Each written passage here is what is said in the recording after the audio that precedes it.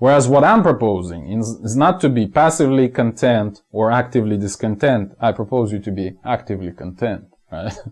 So, and the first step is to recognize the false value imposed onto you.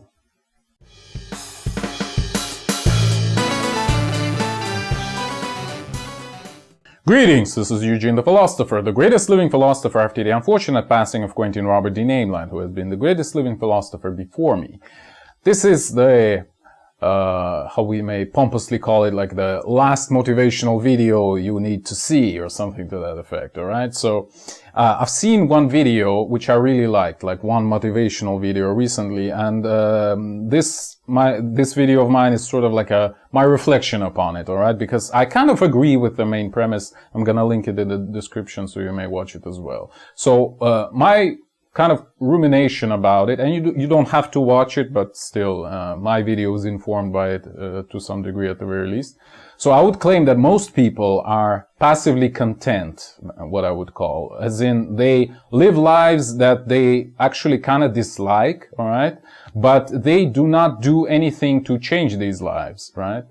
So they are in a victim role. They, like, stuff happens to them, you know? And this is the premise of like 99.9% of all the motivational material available, like anywhere. Whereas what I'm talking about in this video, what I would be talking about, even though briefly, is sort of taking responsibility for being content, actually. So, assuming the role of a subject, of an actor in this process, or in this state of being content, if you wish. Basically, it means like actively proclaiming wherever and whenever that fits, that you are just fine with the things, the way things are at the moment, alright? So we have the passively content people who just kind of, things happen to them, and I kind of propose you to assume the state of active content. You may actually make a proclamation that I'm actually fine with the way things are. Whereas the passively content people, they just fine with the way things are because they don't know anything different, you know? Like things just happen to them, so they just kind of accept the reality as it is. Whereas you may say, I kind of almost like I will this reality that I have into being. And this is what I call being actively content. And this is, well, for better or worse, this is what this video is about, alright? So, yeah. So to reflect upon it a little bit more, I would say that modern life has a suspicious proclivity of taking away your agency again, forcing you into this passive content sort of role. We're like almost like a mechanic on board of a fast-moving train that is kind of falling apart right in front of our eyes, or something to that effect. So we always need to run somewhere and fix something, like there's some piece of this train that is falling out, then run somewhere else, there's something burning, we need to like extinguish the fire, we need to run somewhere else, like do something else, and like this is there's this feeling of constant rush and anxiety because of this, and things like that. Or otherwise, you know, everything crashes and we don't achieve success, you know, this is the biggest horror of a modern person, not achieving success, etc., etc. But then again, like, why? Why do we have this? It's a good question. You know, there is this, I don't even know how to call it, like a metaphor, this common phrase about helicopter parents, you know, how, like, modern parents, they're almost like sitting on a helicopter and like zooming around their child, like watching their child constantly so that nothing ever happens to them, right? Nothing even remotely bad. And again, it's this atmosphere of anxiety, right? That the child kind of gets used to, and obviously the child also adopts these traits of their parents, so the child also becomes very anxious, right? And they carry on this anxiety with themselves in their own lives, etc., etc. So, in the same way, we are sort of like helicopter parents to ourselves right now, right? So we live with this anxiety on this fast train that is falling apart. But the question is it falling apart, right? Is it even going anywhere in the first place? Maybe this fast pace is just an illusion. Maybe it's just a screen, you know, where they play this terrain moving very fast near us. And I would claim it is. Like, it's actually a perception created by well, again, I could have said like capitalists or some other idiotic crap like that, but our modern lifestyle, really. It's just a picture of our modern lifestyle, of terrain quickly passing us, so that we have this, what is called FOMO, you know, fear of missing out, F-O-M-O, FOMO, where we constantly have to, again, squeeze every penny out of any deal, like, try to get maximum efficiency at everything so that we can buy another useless crap tomorrow and things like that, right? So I'm not sure it's really capitalism. It's by in itself, right? But it's certainly the way our modern society functions for this reason or another, okay? So yeah, you know, there's this philosophy of utilitarianism, right? Bentham is a creator of it, which essentially is a very sickly philosophy, but this is what modern world is governed by, you may call. At least, again, this sort of corporate, capitalistic sort of modern lifestyle kind of world, where utilitarianism basically means what? Do only things that are kind of useful and practical. Something like that. So use your resources in the most efficient way, you know, things like that. But why do I call it sickly? Well, it's because it's obviously a philosophy of again, a sick person or a very poor person. Someone who doesn't have any resources, really. So, like, or not any, but very little resources. So this very little that they have to use very sparingly, right? They have to squeeze the maximum efficiency out of, you know, any single unit of whatever resources we're talking about. So yeah. But you don't have to live like that. This is kind of my point. You don't have to squeeze everything out of everything, because again, life is not a quest, you know. Life is not a game where you have to achieve a certain goal, right?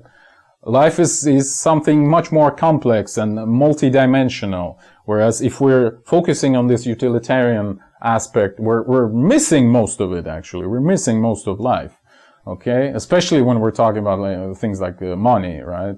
Specifically kind of, which utilitarianism specifically aims at, right? Things like money and material resources.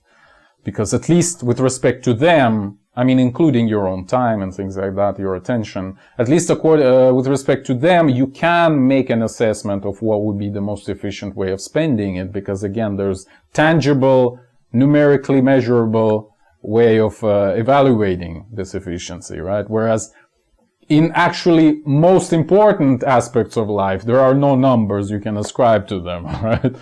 Like, do you spend 1 minute with your child or 1 hour with your child? Like, is it, like, you know, like you can't compute these things, you know, it's something completely different. So yeah. So returning to the issue of a fast-moving train, where the train is actually kind of not moving anywhere, it's just a picture that makes you believe that you're moving really fast. Like, there is no rush in life. There is no deadline. You don't have to be a utilitarian. You don't have to be a sick person. You don't have to squeeze everything out of smallest thing in your life, right? Things are just fine, actually. Believe it or not. You know, like, objectively, again, this is kind of a truism, like a very vulgar, very simple statement, but I don't think we appreciate enough how good things are for ourselves, alright? Like, if you think about your own life, you're probably much better than most of humanity, really. Much better off, I mean. So yeah, like, thinking about those things make you realize that, you know, maybe, again, being content, or at least being kind of happy, is not a bad outcome. Like, why did I work so hard previously to be where I am right now if I can't even enjoy what I'm having right now? Like, all of this work previously was in vain. Like, yes, I thought I'm on this fast-moving train, but at least now, like, maybe something good should come out of it, right? Maybe I should, like, stop, you know, or at least slow down a little bit. Maybe I should enjoy what I've achieved to this point, right? Again, it's a truism, but I wouldn't hurt to remind you of this. So yeah, and things aren't as bad as we may think they are, right? Things are just fine, and you may improve them or not, which again solely depends on your own volition essentially, sorry. So I would propose, this would be a pun, get ready, I would propose you to become a content creator. You know, we've talked about content creators in my video, professions that do not exist. Well, what I propose here is for you to become a content creator. That is, actively seek out the feeling of content. All right, being content at your own life. Because again, what are the alternatives? The only alternative is this modern world anxiety spiral.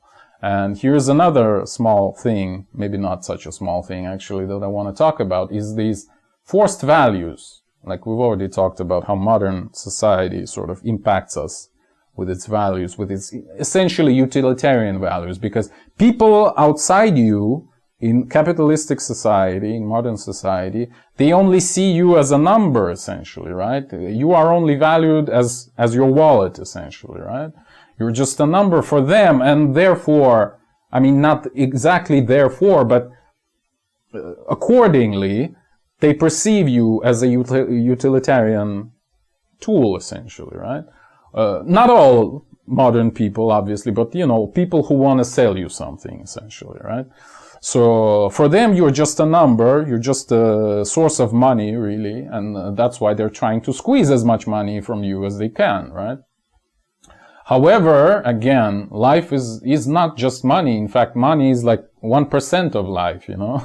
So, but still, this utilitarian approach is trying to get us deeper into this anxiety spiral. And what do I mean by anxiety spiral? Well, firstly, you get these forced values, like external values imposed onto you, that you should run and fix those things on your fast train, that you should be as efficient as possible in terms of money, in terms of your time, in terms of your productivity, blah, blah, blah, blah, blah, right? So these are a set of values, and I claim they are forced, they are external to you. This is not something, and this is actually a very important moment, is to realize that this is not something that you intrinsically, you as a person, want. It's something you want because the circumstances are such that if you would want those things, maybe you'll get some nicer things, right? You'll get a better car, better apartment, a better smartphone, etc., right? Fancier clothes, better meals in fancier restaurants. Like this is what the society is giving to you in exchange for you becoming a kind of a mouthpiece of its values, right? But essentially, these are forced values. So this is step one, the establishment of external values onto you. Step one of the anxiety spiral. Step two is you get stressed and anxious because of this, right? You are being played this picture of terrain moving really fast past you because again, you are forced to work on this machine right now, to squeeze a lot of money out of it, or at least as much money as you can. And this stress and anxiety leads to what? Well, first of all, natural response is procrastination. Like, I kind of need to work, but I kind of don't want to, because again, the values are not mine, but forced onto me, right? Imposed onto me. So I procrastinate, right? That's one frequent response. Another frequent response is indulgence in vices, right? So we drink, we take drugs, we overeat, you know, all these ways of dealing with stress and anxiety, etc., etc. And that naturally leads to what? To even bigger deterioration of performance, essentially. So you can't even, after you've been through this, you can't even perform what they asked you initially, right? And again, the spiral goes on and on and on, because it's a circle, not a circle, cycle, but which gets worse with every step, right? So it's kind of a spiral, really.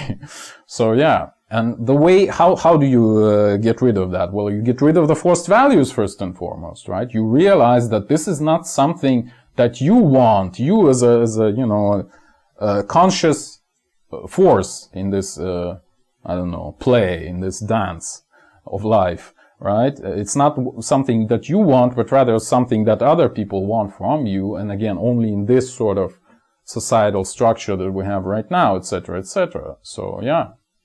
Removal of these false values, essentially, again, false for you as a person, is the way to get out of this spiral. You gotta sort of like embrace your own tempo, right?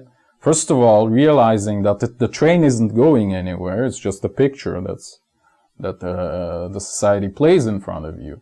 So, yeah, become subjective in this sense. Become very subjective. So, you know, all these motivational coaches, they talk about taking responsibility for your life. And it's a great advice. However, what they essentially are telling you is to take responsibility for shaping your life in the way you maybe don't even want it to be shaped, but rather the society wants your life to be shaped, right? In this utilitarian way, in this efficiency-centered kind of way, right? But this may not be at all what you want as a person, again. So I would go a step further, the typical motivational coach, and I would say, well, maybe you don't want the life to be shaped in the way the society wants it to be shaped. Maybe you want to shape it the way you want to see it, all right? So, again, and we're returning to the beginning where I say that being passively content is what, like most people are. Things are just happening to them and they're unhappy. And motivational coaches are striving to make you actively discontent from this. Passively content, actively discontent. And then you strive to do things, right? But you do things in a way that perhaps is not fulfilling for you as a person, again, but it's fulfilling for the society in its utilitarianist framework, right? Whereas what I'm proposing is not to be passively content or actively discontent. I propose you to be actively content, right? So, and the first step is to recognize the false value imposed onto you by capitalism, society, you know, Freemasons, reptiloids, you name it. Like, yeah, that's pretty much all I wanted to say. Thank you for watching. The eons are closing. If you wish to support me, please consider joining my Patreon. That is patreon.com/philosopher. See the link in the description. Or if you have a scientific theory of your own and you'd like my help in developing it, please join my alternative science coaching program, also available through Patreon.